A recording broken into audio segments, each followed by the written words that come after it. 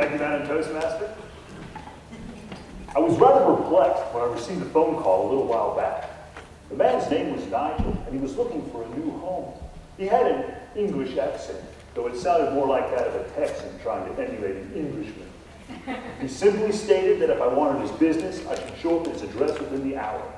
With the recent slowdown in the real estate market, the tall Texas agent wasn't asking any questions. 1 minute after turning onto the rut-filled gravel road, an awful-looking, somewhat sagging, single-wide mobile home came into view. The door was open, so I walked in. Sitting on a stool in the corner was a man who looked like a skinny Winston Churchill, except for one thing. He was a ghost. Are you Nigel? Yes, and before you ask, I was doomed to haunt this residence for all eternity because of a life poorly lived. Look, Nigel, I don't know if the Texas real estate code allows me to interfere with ethereal law. Well, you've got to do something. This place is horrible. I'll admit it's pretty bad. But you're a ghost. What are you afraid of? I'm afraid of the beastly, bulging, uncultured creatures who live here. They're always drunk and fighting. When they're not fighting, they're making love. In the back bedroom, they trumpet wildly like elephants. Their moans and groans are sounds far more frightening than anything I could create. Recently, they were going at it, rather rapidly, and the whole kit got to shaking. It broke the wheelie and fell off the blocks. Wow, I bet that slowed him down.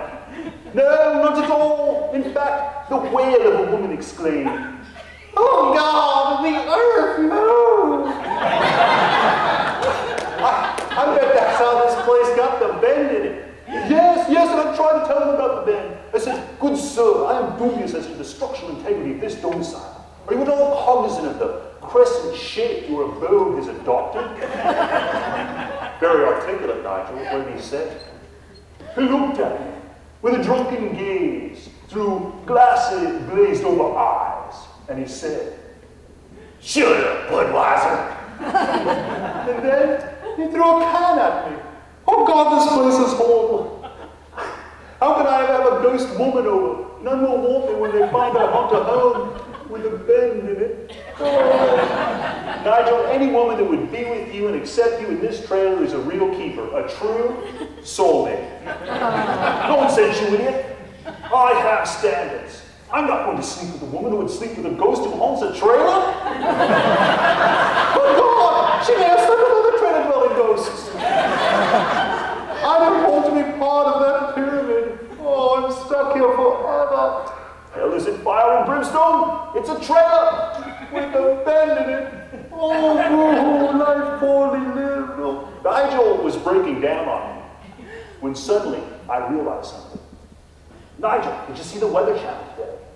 Oh, Weather Channel? What? No, all we ever get here is NASCAR. And something called country music television. It's like regular television, only worse. Best program they've got's a weekly documentary about this royal family.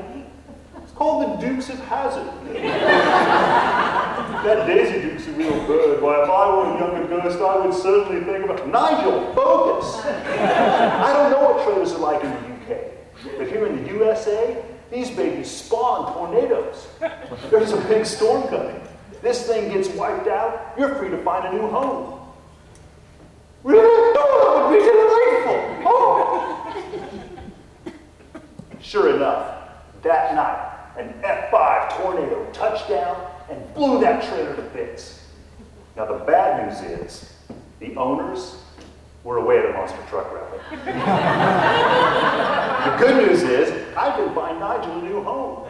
He's looking for something larger, well kept, with a sturdy, permanent foundation.